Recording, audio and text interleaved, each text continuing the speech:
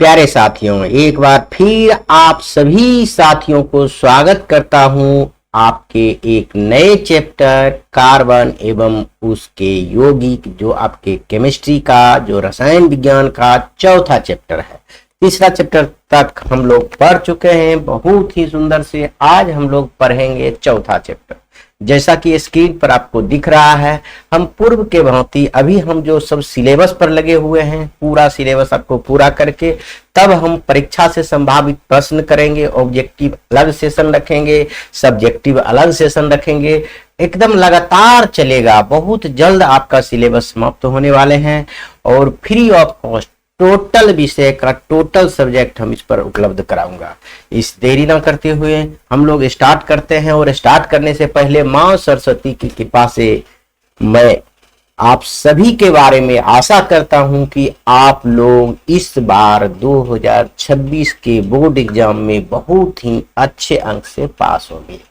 और यह जो कहते हैं मंजिल उन्हीं को मिलता है, मंजिल उन्हीं को मिलता है जिनको सपनों में जान होता है। सपनों में जान होना चाहिए। पंख से कुछ नहीं होता, हौसले से उड़ान होता है। यदि पंख अगर रहते हुए भी आप यदि नहीं चाहिएगा तो कभी नहीं उड़ पाइएगा। यदि आपके पास बुद्धि होते हुए भी, आपको इच्छा होते हुए भी कि हम टॉप करेंगे, हमको पटना जाना है, अगर इच्छा रहने से केवल नहीं होगा, उसमें आपको करना होगा, जाना होगा, तभी जा पाइएगा, नहीं तो नहीं। अब हम लोग देखिए चैप्टर आपका पढ़ते हैं कार्बन एवं उसके यौगिक। देखिए कार्बन आपके पूरे पृथ्वी पर तत्व 118 है, लेकिन कार्बन ही एक क्यों पढ़ रहे हैं? इसका मुख्य कारण है कार्बन से बहुत सा यौगिक है। कार्बन का कितना यौगिक है? बहुत यौगिक है, असंख्य यौगिक है। जो भी महत्वपूर्ण चीज बना हुआ है सब कुछ कार्बन से बना हुआ। यानी हम कह सकते हैं जो चीज जल सकता है उसमें कार्बन है। जो चीज जल सकता है वह सब चीज में हम क्या कह सकते हैं? कार्बन है। तो कार्बन शब्द कहां से आया यह हम जानेंगे। देखिए लिखा हुआ है आपका कार्बन जो है लैटिन भाषा के कार्बो शब्द से आया, यानी CARBO, कार्बो शब्द से आया। इसी में N लगा दिया तो कार्बन हो गया, समझ गए? इसी में N लगा दिया तो कार्बन हो गया। एंड इट्स कंपाउंड, इंग्लिश में पढ़ेंगे कार्बन एंड इट्स कंपाउंड, लेकिन इंग्लिश से छोड़िए, पहले यहां समझिए कार्बन कहां से, कौन सा शब्द है? लैटिन भाषा के कार्बो शब्द से आया है, जिसका अर्थ होता है कोयला या चारकोल।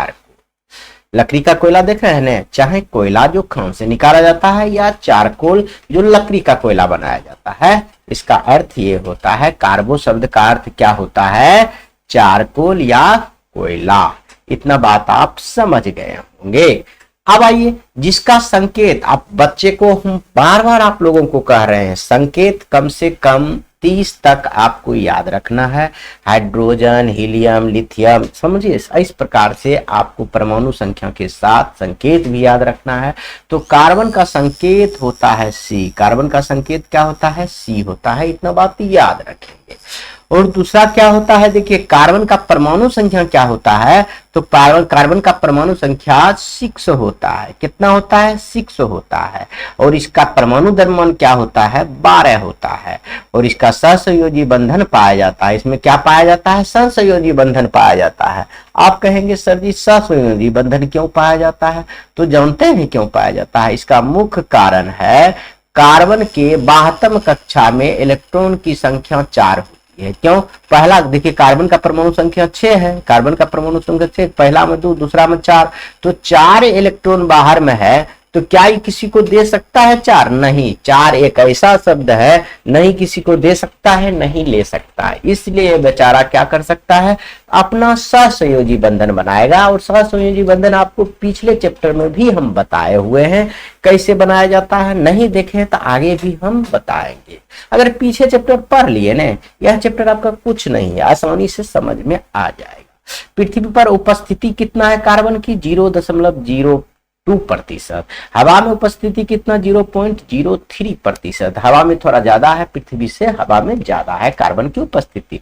यदि इतना बात आपको याद रहता है, कार्बन की संकेत, परमाणु संख्या, द्रव्यमान संख्या, सहसंयोजी बंधन बनाता है, ये कार्बो शब्द से आया है, तो आपका ऑब्जेक्टिव में 1 नंबर कन्फर्म है।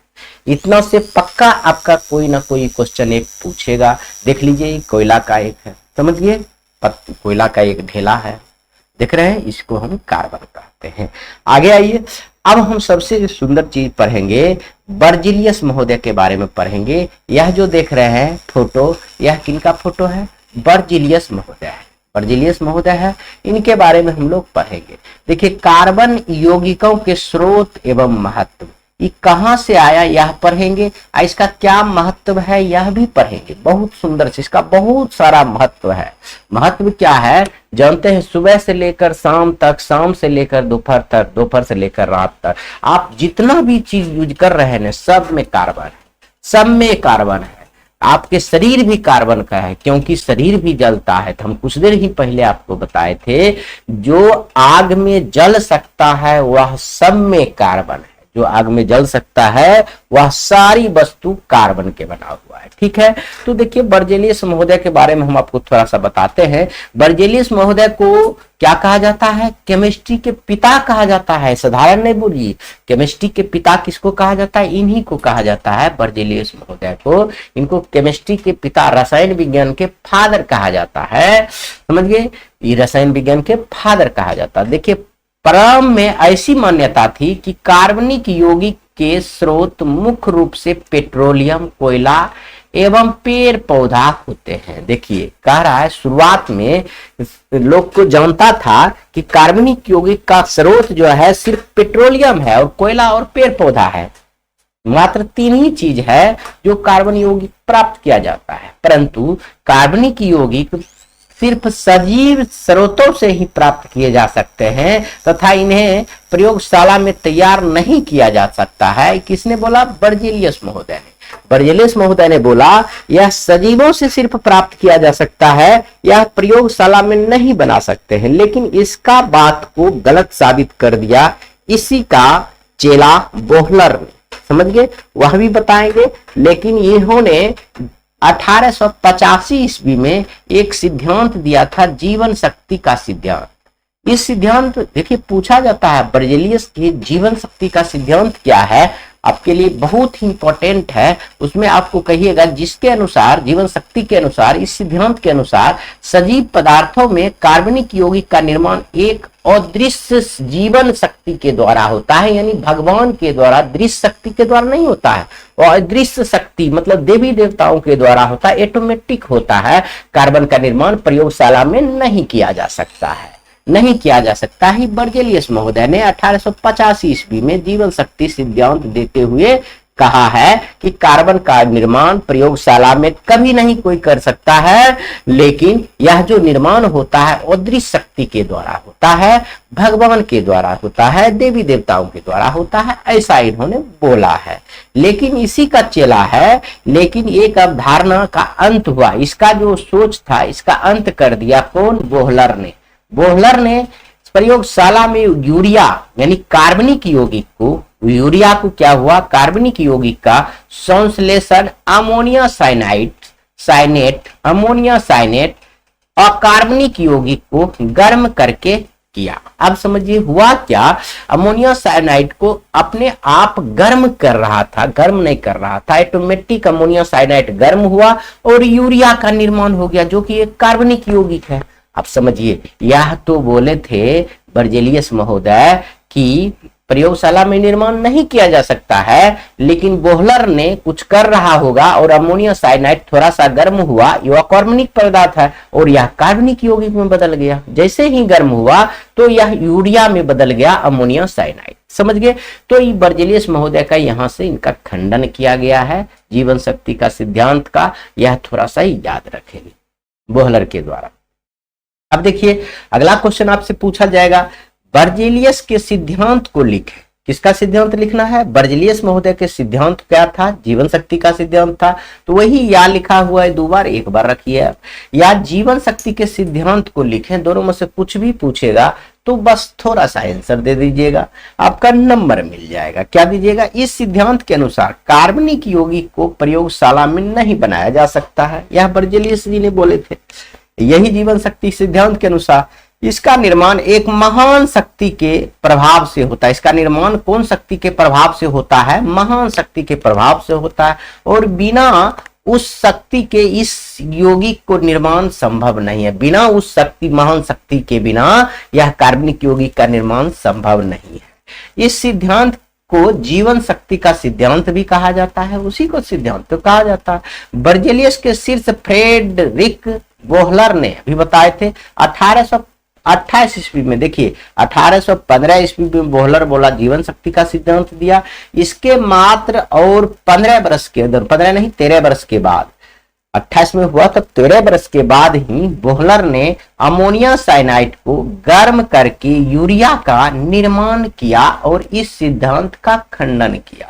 कब किया बोहलर ने? 28 में। और जीवन शक्ति का सिद्धांत कब दिया? 15 में। 1815 में जीवन शक्ति का सिद्धांत दिया और खंडन इसका जो बोहलर किया शिष्य कब किया? 28 में किया। यह याद रखेंगे। देखिए अमोनिया साइनाइड ये हुआ, NH4 अमोनिया हुआ, साइनाइड ये हुआ CNO। इसको जैसे ही गर्म किया तो यूरिया का निर्माण हो गया। किसका निर्माण हो गया? यूरिया का निर्माण हो गया। इधर बॉन्ड दिया गया है, अभी आपको यह समझ में नहीं आएगा, हम आपको आगे पढ़ाएंगे। इसको जैसे ही गर्म हुआ तो यह कार्बनिक पदार्थ बन गया, जबकि यह अकार्बनिक पदार्थ था। तो इसका तो खंडन हो गया ना, बर्जेलियस महोदय का तो खंडन हो गया। यह तो बोला था नहीं कोई बना सकता है, अदृश्य शक्ति के द्वारा बनाएगा, महान आत्मा के द्वारा बनाएगा, महान शक्ति के द्वारा बनता है, लेकिन उसका बोहलर ने इसका खंडन कर दिया। ये तो अचानक हो गया, वो बेचारा उसका खंडन करना नहीं चाह रहा था। ऑटोमेटिक अमोनिया साइनाइड रखा हुआ था, उसको गर्म हुआ तो देखा यूरिया बन गया। यूरिया बन गया, जो कार्बनिक पदार्थ है, ये अकार्बनिक पदार्थ था अमोनिया साइनाइड, तो इससे उसका खंडन हो गया। समझ गए? ऐसा नहीं है, ऐसा बर्जेलियस महोदय बहुत बड़ा साइंटिस्ट थे, ऐसा नहीं समझिए। वह केमिस्ट्री के जनक कहा जाता है, पिता कहा जाता है। समझ गए? आगे आइए, अब हम जो थोड़ा सा पढ़ेंगे रासायनिक बंधन के बारे में पढ़ेंगे। पिछले चैप्टर में पढ़ चुके हैं, धातु और धातु में पढ़ चुके हैं, लेकिन फिर से हम लोग पढ़ेंगे रासायनिक बंधन क्या होता है। देखिए ये किसी यौगिक में दो या दो से अधिक परमाणु आपस में जिस बल के द्वारा एक दूसरे से बंधे होते हैं उसे रासायनिक बंधन, केमिकल बॉन्ड कहते हैं। ये तो इंग्लिश शब्द है, समझिए, केमिकल बॉन्ड रासायनिक बंधन कहते हैं। मतलब किसी यौगिक में दो या दो से अधिक परमाणु जब आपस में जिस बल के द्वारा बंधे रहते हैं उसे हम रासायनिक बंधन कहते हैं। कोई भी यौगिक ले, उसमें दो तत्व होगा ही, दो यौगिक होगा ही, दो तत्व होगा। किसी यौगिक में दो या दो से अधिक परमाणु ही होता है। समझ गए? वह जिस बल के द्वारा बने होते हैं उसी को हम कहते हैं रासायनिक बंधन। जैसे NaCl या क्या नहीं है, यह भी एक यौगिक है। इसका परमाणु, क्लोरीन का परमाणु और सोडियम का परमाणु दोनों एक बल के द्वारा बंधे हुए हैं। समझ गए? यह बल भी मजबूत होता है, पिछले चैप्टर में हम पढ़े हुए हैं। जो बच्चा नहीं देखे हैं तो वह जाकर देख लेंगे। और सुंदर से हम बोले हैं ना, अगर पीछे आप अच्छा से पढ़ लिए हैं तो यहाँ आने के बाद आपको कोई कष्ट ही नहीं होगा। बहुत सुंदर से यह चैप्टर पढ़ लीजिएगा। और केमिस्ट्री का अंतिम लास्ट समझिए, एक और है तत्वों का आवर्त वर्गीकरण, वह भी हम लोग बहुत जल्द समाप्त कर देंगे। देखिए एक शब्द आता है आयनिक बंधन, क्या होता है? देखिए नहीं, वो कैसे बंधा हुआ रहता है रासायनिक बंधन, उसी से रिलेटेड है। एक धातु या से एक धातु में इलेक्ट्रॉनों का स्थानांतरण से जो रासायनिक बंधन होता है, देखिए बंध नहीं बंधन होता है, बंधन बनता है, उसे आयनिक बंधन कहते हैं। देखते हैं, धातु और वो धातु में इलेक्ट्रॉन जब स्थानांतरण होकर जब क्या होता है, एक बंधन बनाता है, रासायनिक बंधन बनाता है, तो उसे हम आयनिक बंधन कहते हैं। क्योंकि वह इलेक्ट्रॉन का आदान प्रदान करेगा तो आयनिक बंधन कहलाएगा। या किसी भी परमाणु के बीच बना वह बंधन जो इलेक्ट्रॉन के हस्तांतरण से बने हो तो उसे इस प्रकार के बंधन को आयनिक बंधन। अगर इलेक्ट्रॉन को आदान प्रदान देने लेने वाला काम कर रहा है तो हम कहेंगे उसे आयनिक बंधन। फॉर एग्जांपल देखिए, सोडियम क्या कर रहा है, इसके पास 12वीं कक्षा में एक इलेक्ट्रॉन ज्यादा है और क्लोरीन के 72 कक्षा में एक इलेक्ट्रॉन कम है, इसका परमाणु संख्या 17 होता है। देखिए ना,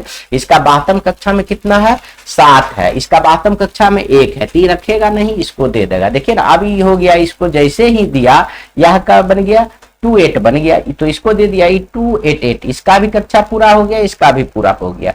लेकिन इसमें ऋण आयन क्यों है, आयन के भी बारे में बहुत सुंदर से पढ़ा है, क्योंकि यह इलेक्ट्रॉन ग्रहण कर रहा है। देखिए NaCl बन गया ना, तो यह इलेक्ट्रॉन का आदान प्रदान करना ही क्या कहलाता है, आयनिक बंधन कहलाता है, आयनिक बंधन कहलाता है, समझ गए। इसी से दोनों का इलेक्ट्रॉन का आदान प्रदान होगा, तो NaCl हो गया। E2 आपका बैलेंस करने के लिए है, उसके लिए आपको कुछ सोचना नहीं है, समझ गए। इतना बात आपको पहले तीसरा चैप्टर में हम लोग आप समझ चुके हैं, बहुत सुंदर से समझ चुके हैं। आगे हम पढ़ेंगे सहसंयोजी बंधन क्या होता है, या सहसंयोजक बंधन क्या होता है, यह भी पढ़े हुए हैं, लेकिन हम लोग दोबारा देखेंगे, क्योंकि हमको बेसिक से पढ़ना है। 10th के बच्चे हैं, कोई 12th का बच्चा है नहीं जो आपको स्पीड में हम आपको बता कर चल जाए। पिछले चैप्टर में पढ़े हैं, इस चैप्टर में भी पढ़ेंगे, समझ गए। सहसंयोजी बंधन क्या होता है यह समझ लीजिए, दो परमाणुओं के बीच इलेक्ट्रॉन की साझेदारी द्वारा बने बंधन को सहसंयोजी बंधन कहते हैं। जिस यौगिक में इस प्रकार का बंधन पाया जाता है उन्हें सहसंयोजी बंधन कहते हैं, समझ गए। और सहसंयोजी बंधन दो प्रकार के होता है, अभी हम बताते हैं। सहसंयोजी बंधन क्या होता है, इलेक्ट्रॉन की साझेदारी करता है, हिस्सेदारी करता है, इसमें देता लेता नहीं, ग्रहण या त्याग नहीं करता है। ग्रहण और त्याग करना, इलेक्ट्रॉन का ग्रहण करना या त्याग करना आयनिक बंधन कहलाता है। लेकिन अगर इलेक्ट्रॉन के साझा कर देना उसको हम सहसंयोजी बंधन कहते हैं। सहयोग कर देना, इलेक्ट्रॉन के सहयोग करना, ना तो लेना ना ही देना, सहयोग करना सहसंयोजी बंधन कहलाता है।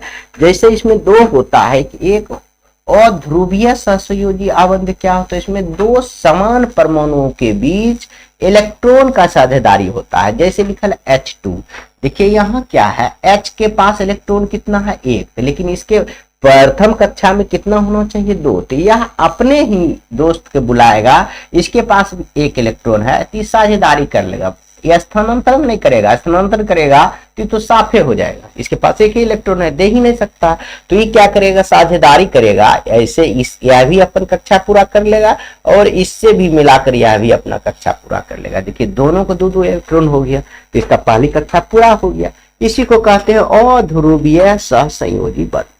जैसे समान परमाणु बीच होता है, इसी कारण से इसको H2 लिखा जाता है, H नहीं लिखा। जैसे क्लोरीन ले लीजिए, क्लोरीन में देखिए कितना है, 72 कक्षा में परमाणु की संख्या तो 17 है, तो आप कह सकते हैं 287 है। तो अब इसमें क्या करेंगे, 72 कक्षा में कितना है, 7 परमाणु है। कितना परमाणु है, 7 परमाणु है। तो 7 परमाणु है, तो इसमें क्या किससे आप करेगा इसके साथ सहसंयोजी बंधन, आराम से इसको कर लेगा। 72 कक्षा में एक परमाणु की संख्या जितना है, आराम से इसको सहसंयोजी बंधन द्वारा कर लेगा। कैसे कर लेगा, देखिए आपको हम एक नया पेज लेते हैं। देखिए क्लोरीन की बात कर रहे हैं हम लोग, तो इसको मिटा दे रहे हैं।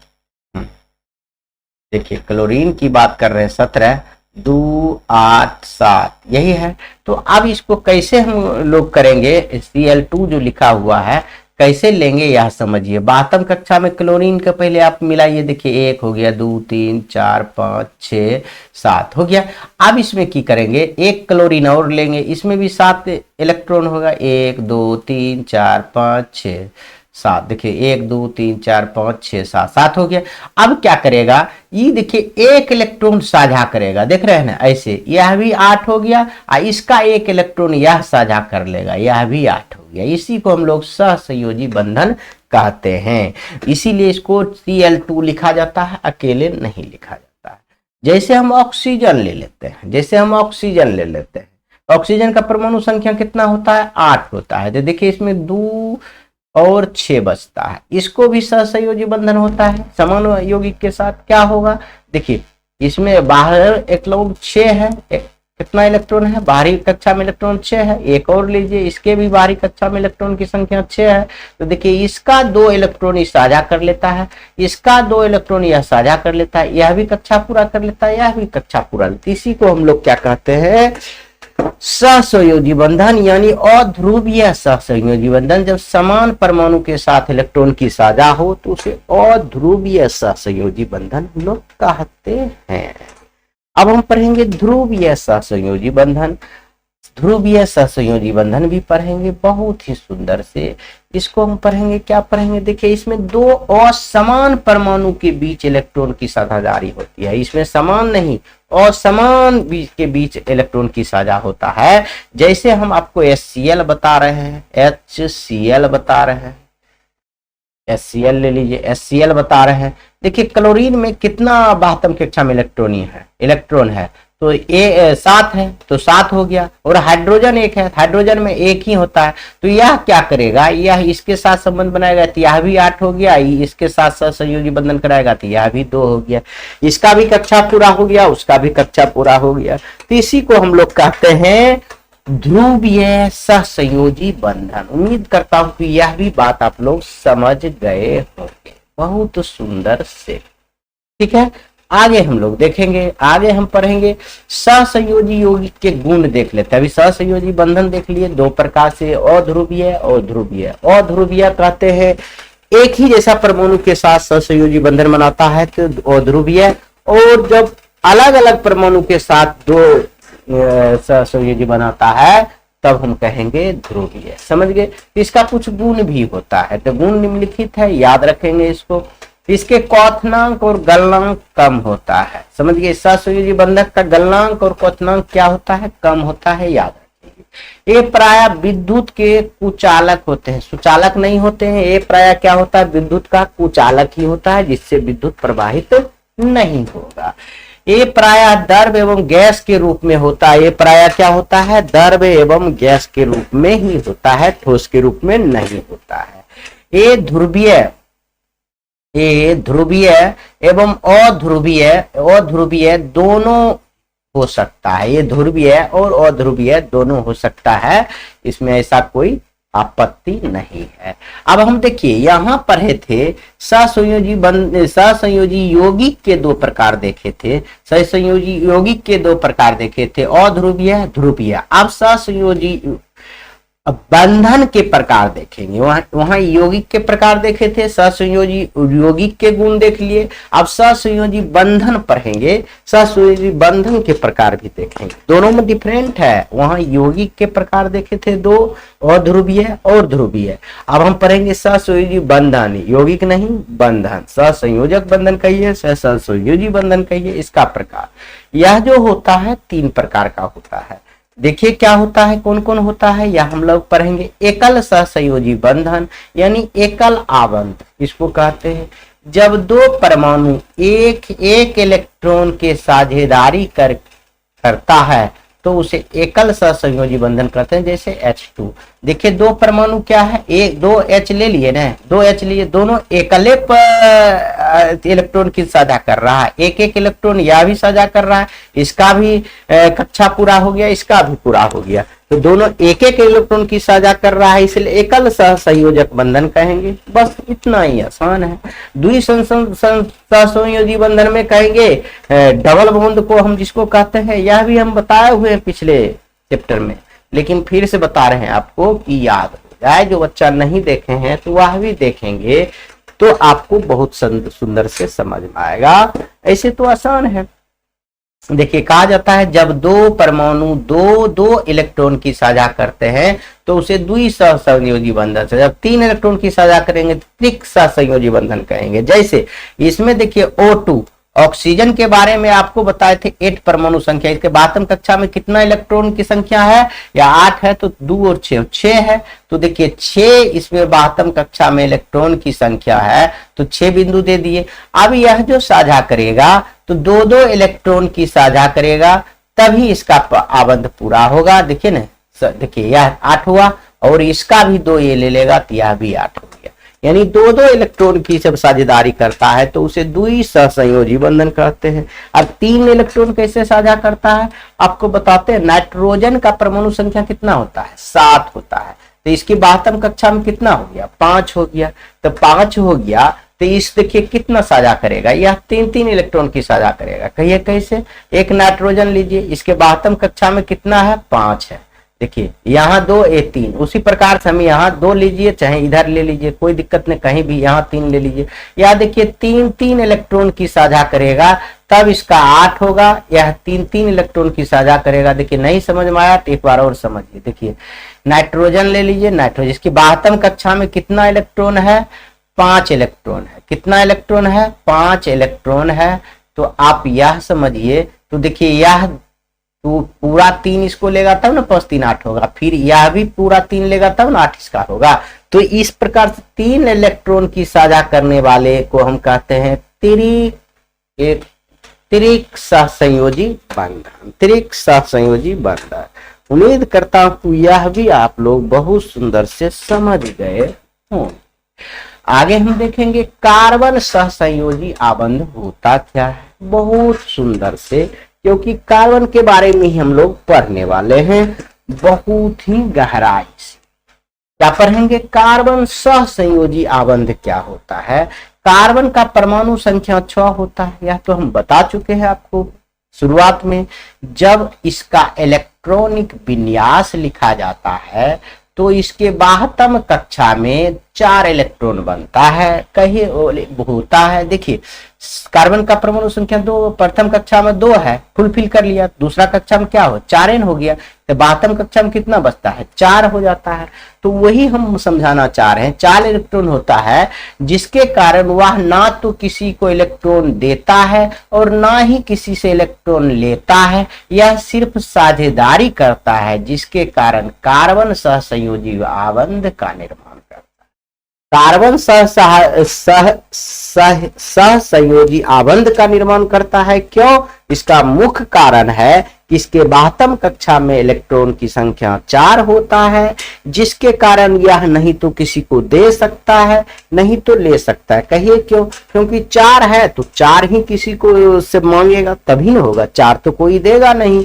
या 3 तक किसी को कोई इलेक्ट्रॉन दे सकता है चाहे ले सकता है, 4 तक नहीं। किसी का 6 है तो वो 2 लेकर 8 पूरा लेगा, 5 है तो 3 लेकर वो 8 पूरा लेगा, लेकिन 4 है तो नहीं। इसलिए यह कार्बन सहसंयोजी आबंध बनाता है, यह साझेदारी करता है, ना कि इलेक्ट्रॉन का स्थानांतरण करता है। समझ गए?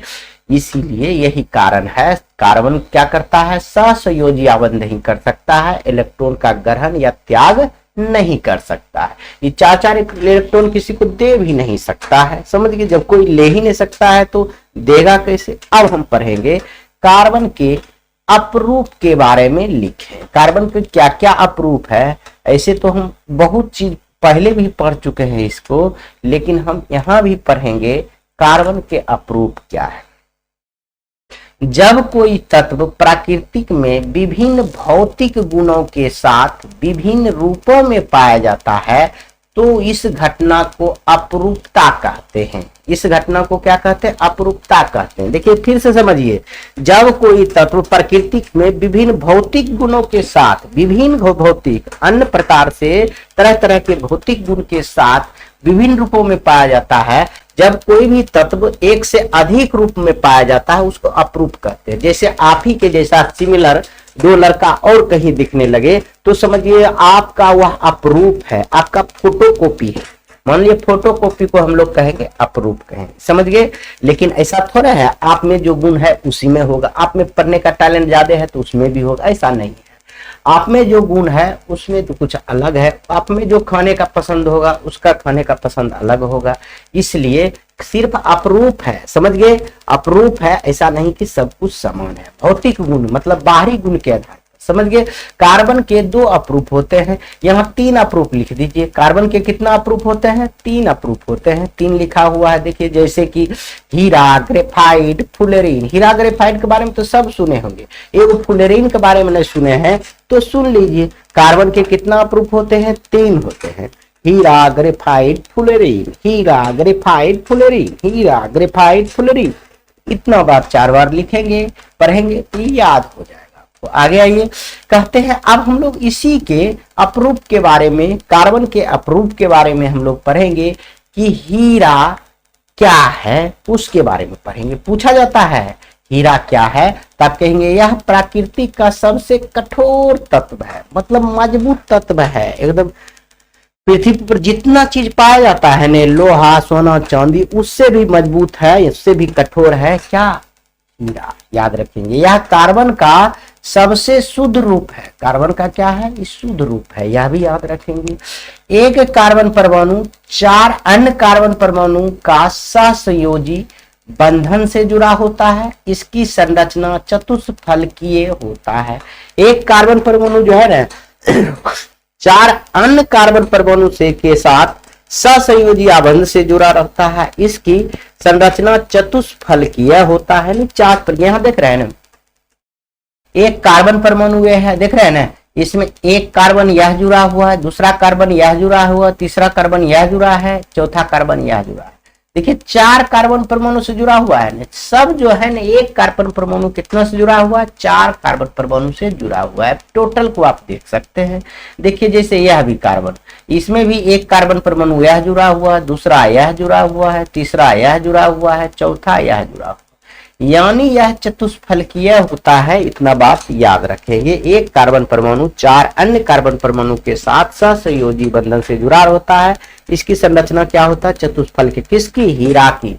हीरा की बात कर रहे हैं हम, समझ रहे, इतना याद। इसका अपवर्तनांक उच्च होता है। इसका अपवर्तनांक क्या होता है, उच्च होता है। फिजिक्स के दूसरा नंबर चैप्टर में हम आपको पढ़ाए थे अपवर्तनांक क्या है। नहीं पढ़े तो हम जाकर देख लेंगे, नहीं तो हम अभी सब कुछ बताते रहेंगे तो आपका वीडियो लंबा हो जाएगा।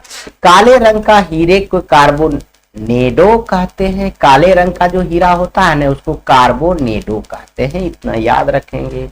और हीरा का क्रांतिक कोण 24 डिग्री होता है। हीरा का क्रांतिक कोण कितना होता है, 24 डिग्री होता है। इसका प्रसंस्करण जो होता है sp3 होता है। यह हम सब बताएंगे आगे चलकर।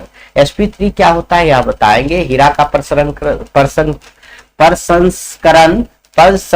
क्या होता है, sp3 होता है। यह विद्युत का कुचालक होता है। इससे विद्युत होकर आर पार नहीं जाएगा, इससे विद्युत प्रवाहित नहीं होगा। इतना बात याद रखेंगे। और थोड़ा सा क्रांतिक कोण भी बताए हैं फिजिक्स में, लेकिन अभी फिर से हम आपको बता देते हैं। देखिए क्रांतिक कोण क्या होता है, समझिए। यह आपतन कोण होता है जो सघन माध्यम, जहां पर सघन माध्यम में बनता है, या कहां बनता है, सघन माध्यम बनता है, जिसके लिए विरल माध्यम का अपवर्तनांक कोण 90 डिग्री का होता है। दूसरे शब्दों में जब प्रकाश का किरण सघन माध्यम से विरल माध्यम में जाता है तो एक विशेष आपतन कोण पर अपवर्तित किरण दोनों माध्यम के बीच की सीमा के साथ यात्रा करती है।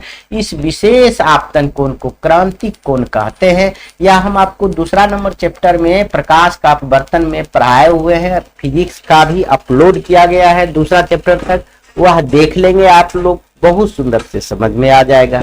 समझ गए, वहां बहुत ही अस्थिर से बहुत क्लास में मात्र 2 ही चैप्टर समाप्त हुआ है। तीसरा चैप्टर हम आंख पढ़ाएंगे, रंग बिरंगे संसार, बहुत ही जल्द आपका वह भी आएगा। सब सिलेबस खत्म होगा, चिंता नहीं कीजिए, बहुत जल्द। आगे देखिए, अब हम पढ़ेंगे हीरा का उपयोग। हीरा के बारे में जान गए, हीरा क्या है, उसका अपवर्तनांक क्या होता है, इसका शुद्ध रूप किसका है, कार्बन का है। तो अब हम इसका उपयोग देखेंगे। हीरा का क्या क्या उपयोग होता है। देखिए कांच को काटने में होता है, पत्थरों में छेद करने के लिए। देखिए पत्थर कितना मजबूत होता है, लेकिन हीरा से छेद हो जाएगा क्योंकि उससे भी कठोर होता है। आभूषण बनाने के लिए, मतलब बहुत बड़ा बड़ा आभूषण, बहुत महंगा आभूषण बनाता है। अब हम लोग पढ़ेंगे ग्रेफाइट। क्या पढ़ेंगे, ग्रेफाइट।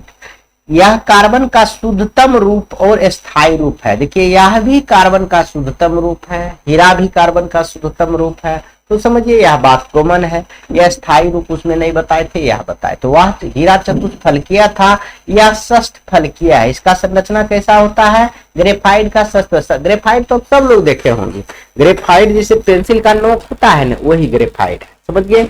इसका प्रकृति मुलायम होता है। देखते हैं कभी कभी बच्चा भी तोड़ देता है पेंसिल का नोक, तो इसका मुलायम होता है। इसका प्रसंस्करण sp2 होता है। sp2 क्या होता है, 3 होता है, यह हम आगे देखेंगे।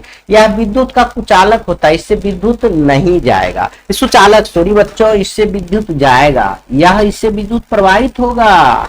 जो आपका पेंसिल का नोक है उससे विद्युत आर पार हो जाएगा, लोहा की तरह, एल्युमिनियम की तरह, चांदी की तरह, समझ गए। इसलिए उसको मजाक में नहीं लेना है कि पेंसिल के नोक को आपका बिजली के तार बोर्ड में घुसाएंगे, समझ गए, नहीं घुसाएंगे। इसका षटफलकिया होता है, देखिए इसका जो भी बना हुआ है षटफलकिया बना हुआ, देखिए 1 फलक, 2 फलक, 3 फलक, 4 फलक, 5 फलक, 6 फलक, षटफलकिया है कि नहीं। जो भी बनेगा 6 फलक फलकिया बनेगा, इसी को हम ग्रेफाइट कहते हैं। इतना बात याद रखेंगे। अब इसका उपयोग देख लेंगे। पेंसिल बनाने में अभी बताए हैं, जो कट पेंसिल आपको कहते हैं उसको बनाने में, विद्युत संयंत्र में इलेक्ट्रोड के रूप में, क्योंकि यहाँ इलेक्ट्रॉन इसमें पास होता है, विद्युत इसमें पास होता है। इलेक्ट्रॉन क्यों, विद्युत का सुचालक क्यों है जानते हैं, इसमें एक इलेक्ट्रॉन बाहर रहता है, देखते हैं सब में एक इलेक्ट्रॉन बच जाता है। यदि हम यहाँ से भी षटफलकिया बना लें तो समझिए एक इलेक्ट्रॉन हमेशा बाहर रहता है, देखिए 1 2 3 4 5 6, समझ गए। यहाँ से एक इलेक्ट्रॉन आपका बाहर हमेशा रहता है, इसलिए यह विद्युत का सुचालक होता है। इतना बात है। नोट में देखिए कुछ दिया हुआ है, कार्बन का एक अनअप्रूव फ्लोरीन भी है, अनअप्रूव क्या है, फ्लोरीन भी है, जिसका खोज 1985 में मात्र कुछ ही दिन पहले हुआ है, मेरे जन्म से 3 साल पहले, यानी मेरे जन्म से कितना दिन पहले, 3 साल पहले ही फ्लोरीन का खोज हुआ था। इसलिए कार्बन का 2 ही रूप बच्चा पढ़ते हैं, 85 के पहले जो पढ़ा होगा तो वो तो 2 ही रूप पढ़ा होगा, 85 के बाद में इसका खोज हुआ है, 1985 में फ्लोरीन का खोज हुआ है। क्रोटो और एस्माले के द्वारा C60 की सहायता से की गई थी। इसका खोज का किससे की गई थी, C60 की सहायता से की गई। इसका संरचना 20 फलकीय होता है, देखते हैं इसका संरचना 20 फलकीय होता है, फुटबॉल की जैसा होता है। अब C70, C90, C20 से भी फ्लोरीन की खोज हो गया। अब जो है इस सब से भी फ्लोरीन की खोज हो चुका है, यह बात याद रखेंगे। कार्बनिक यौगिक के सूत्र देखिए, कार्बनिक यौगिक को हम सूत्र कैसे लिखेंगे, लुईस इलेक्ट्रॉनिक बिंदु संरचना। ये कैसे होता है, यदि बाहरी कक्षा में जो भी इलेक्ट्रॉन की संख्या है उसको बिंदु के द्वारा दर्शा देंगे तो इसको हम बिंदु संरचना कहेंगे, समझ गए। मान लीजिए ऑक्सीजन के बाहरी कक्षा में परमाणु की संख्या कितना है, 6 है, देखिए 6 हम दर्शा दिए, 6 दर्शा दिए, 2 4 6, तो बाहरी कक्षा में परमाणु की संख्या 6 है, तो समझिए 6 दर्शा दिए। तो यह बिंदु के द्वारा दर्शाना लुईस इलेक्ट्रॉनिक बिंदु संरचना कहते हैं, इलेक्ट्रॉनिक बिंदु संरचना कहते हैं, क्योंकि यह बिंदु के इलेक्ट्रॉन को बिंदु के द्वारा दर्शाया गया। और संरचना सूत्र क्या होता है, इसी को हम क्या करेंगे, देखिए इसको बिंदु के द्वारा दर्शा दिए ना, इसे देखिए, इसको 2 इलेक्ट्रॉन ले लिया, यह अपना पूरा कर लिया, इसका 2 इलेक्ट्रॉन साझा कर लिया, तो यह पूरा कर लिया। लेकिन इसी में जब जो मिला देंगे 2 इलेक्ट्रॉन, इसको कहते हैं संरचना सूत्र। इसको क्या कहेंगे, संरचना सूत्र कहेंगे। त्रिविमीय सूत्र क्या होता है, 3D देखते हैं, दोनों तरफ से दिखता है, उसे हम 3D कहते हैं। आप नहीं जानते हैं तो YouTube पर लिखेंगे त्रिविमीय सूत्र, चाहे 3D डायमेंशन क्या होता है तो आपको बता देंगे। 3D डायमेंशन क्या होता है आप फोटो में भी पढ़े होंगे, घन घनाभ आयतन जो पढ़ते हैं ना, शंकु के बेलन रहे, वही 3D होता है, मतलब दोनों तरफ से उसमें रहता है, समझ गए, उसमें होता है। भी तो हम फोटो में दिख नहीं रहे हैं, तो नहीं तो हम हाथ में कुछ लेकर हम आपको दिखाते, बहुत जल्द आपका वह भी सुविधा उपलब्ध होगा। इसलिए मेरे प्यारे बच्चों पढ़ते रहिए, शेयर करते रहिए अपने दोस्तों के साथ, समझ गए। आगे हम पढ़ेंगे कार्बनिक 3 तरीका से लिखा जाता है। कार्बन किसी भी परमाणु की बाह्यतम कक्षा का बिंदु के रूप में लिख देना, जैसे हम कार्बन के बारे में यहाँ पढ़ेंगे, चैप्टर का नाम ही है कार्बन तथा उसके यौगिक, समझ गए, कार्बन इट्स इन कंपाउंड। इसलिए कार्बन के बारे में हम अगर पढ़ेंगे तो कार्बन के बारे में ही हम जानेंगे कि लुई इलेक्ट्रॉनिक संरचना क्या है, बहुत चीज के बारे में जानेंगे। हम ऑक्सीजन के भी बारे में, लेकिन उसके लिए उसके बाह्यतम कक्षा में कितना इलेक्ट्रॉन है यह जानिएगा। कैसे इसका कक्षा चलता है, पहली कक्षा में 2 होता है, दूसरी कक्षा में 8, तीसरी कक्षा में 8, ऐसे ही चलते रहता है। देखिए कार्बन का परमाणु संख्या 6 है, तो इसकी पहली कक्षा में 2 होगा, दूसरी कक्षा में क्या हो जाएगा, 4 होगा। तो यही दूसरी कक्षा जो अंतिम कक्षा जो रहता है, इसी को हम बाह्यतम कक्षा में इलेक्ट्रॉन की संख्या कहते हैं। कार्बन के बाह्यतम कक्षा में इलेक्ट्रॉन की संख्या कितना है, 4। तो इसी को हम लोग बिंदु के द्वारा दर्शा देंगे, उसी को कहते हैं इलेक्ट्रॉन बिंदु संरचना। जैसे ऐसे हम दर्शा दिए तो इसी को कहते हैं इलेक्ट्रॉनिक बिंदु संरचना। जो बच्चा नहीं देखे हैं, पूर्व क्लास देखे हैं तो बहुत सुंदर से समझ में आ जाएगा। संरचना सूत्र क्या होता है वह भी बताते हैं। देखिए इसको 4 है तो 4 किसी को ना तो दे सकता है ना ही ले सकता है। तो यह लोग क्या करेगा, यह अपना कार्बन जो क्या करेगा, सहसंयोजी आबंध बनाएगा। यह सहयोग करके ना ही इलेक्ट्रॉन त्याग कर सकता है ना ही ग्रहण कर सकता है। 4 है तो 4 कौन देगा, इसकी कक्षा पुराने के लिए तो 8 चाहिए। 2 है और पहली कक्षा में दूसरी कक्षा में इसका 4 बच रहा है तो 4 पुराने और कौन देगा, 4 कोई नहीं दे सकता है। इसलिए यह लोग यह कार्बन क्या करेगा, सहसंयोजी आबंध बनाएगा। सहसंयोजी आबंध क्या होता है, अब देखिए कार्बन के साथ साझा करेगा। कार्बन का एक इलेक्ट्रॉन है बातम कक्षा में, क्योंकि एक ही होता है परमाणु संख्या, इसको भी 2 पुर जाएगा। देखिए ना यह 2 पुर गया। फिर दूसरा कार्बन से सहयोग करेगा, इसको भी पुर जाएगा। फिर तीसरा से सहयोग करेगा, इसको भी पुर जाएगा। फिर चौथा से सहयोग करेगा, इसको भी पुर गया। देखिए हाइड्रोजन की भी पुर गया और इस सब लेकर कार्बन अपन पुरा लेता है, इसका भी 8 हो जाएगा। इसी को कहते हैं, बिंदु के द्वारा दर्शा देंगे, इसी को कहते हैं इलेक्ट्रॉनिक बिंदु संरचना। लेकिन इसी को हम देखिए हाइड्रोजन 4 हाइड्रोजन के साथ साथ संयोजी बंध बनाता है और इसका भी 4 आबंध था। तो यही बिंदु कैसे मिला देंगे ना, देखिए इसको कहते हैं संरचना सूत्र। इसको क्या कहते हैं, संरचना सूत्र। इसी को 3D की आकृति में अगर लिख देंगे तो हम कहेंगे त्रिविमीय सूत्र। इतना बात आप समझ रहे हैं तो ठीक है, इससे कोई विशेष मतलब नहीं रहता, लेकिन आगे चल के जरूरी है इसका संरचना सूत्र के।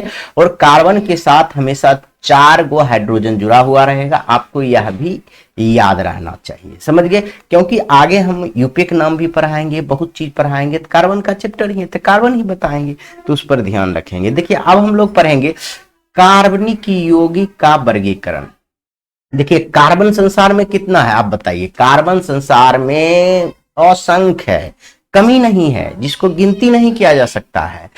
शुरुआत में धारणा था कि सिर्फ कार्बन जो है हमारे मुख्य रूप से 2 ही प्रकार से प्रकृति में पाया जाता है जो बनाया नहीं जा सकता है। लेकिन उनका क्या कहते हैं, आपको शुरू में ही बताए थे। देखिए आपको थोड़ा सा याद दिला दें, आपको इनके बारे में बोहलर गए थे बर्जेलियस के बारे में बताए थे कि इन्होंने बताया यह प्रयोगशाला में कार्बन नहीं बनाया जा सकता है। लेकिन कुछ ही दिन के बाद बोहलर इसका शिष्य जो है कार्बन बना के दिखा दिया। उस दिन से बहुत सा कार्बन के यौगिक बनने लगा था। हम आपको पहला पार्ट में बताए थे। अब वहां पर नहीं जाएंगे, हम लोग यहाँ पर आएंगे।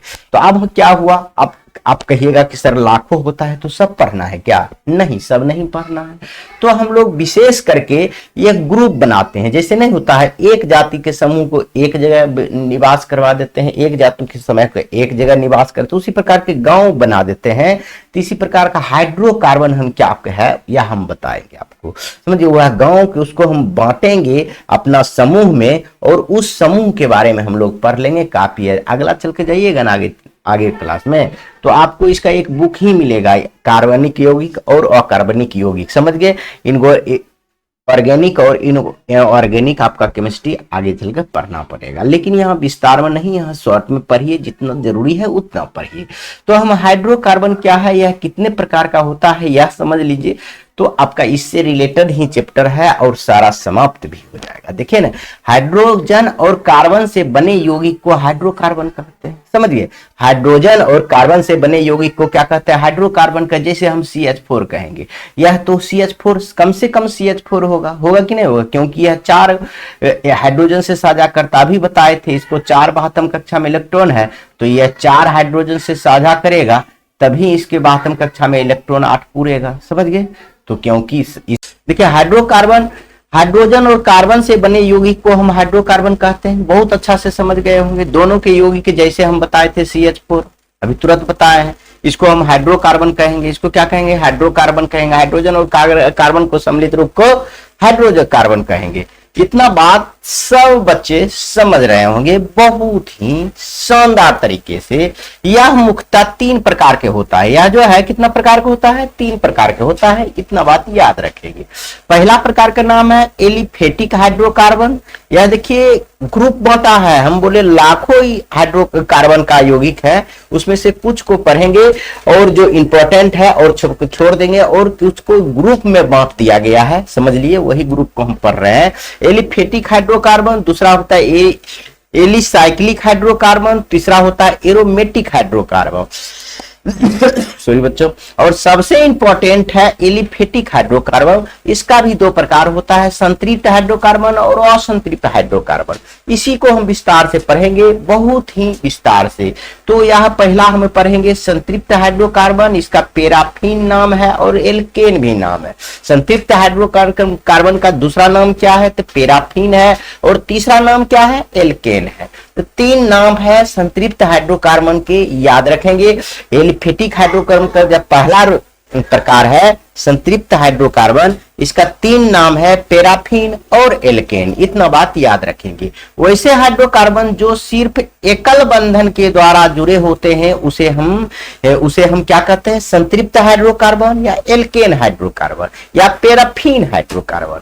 तो यानी सभी कार्बन परमाणु एक दूसरे के साथ एकल यानी सिंगल बॉन्ड से जुड़ा होता है, जिसका अर्थ होता है कम विक्रियाशील।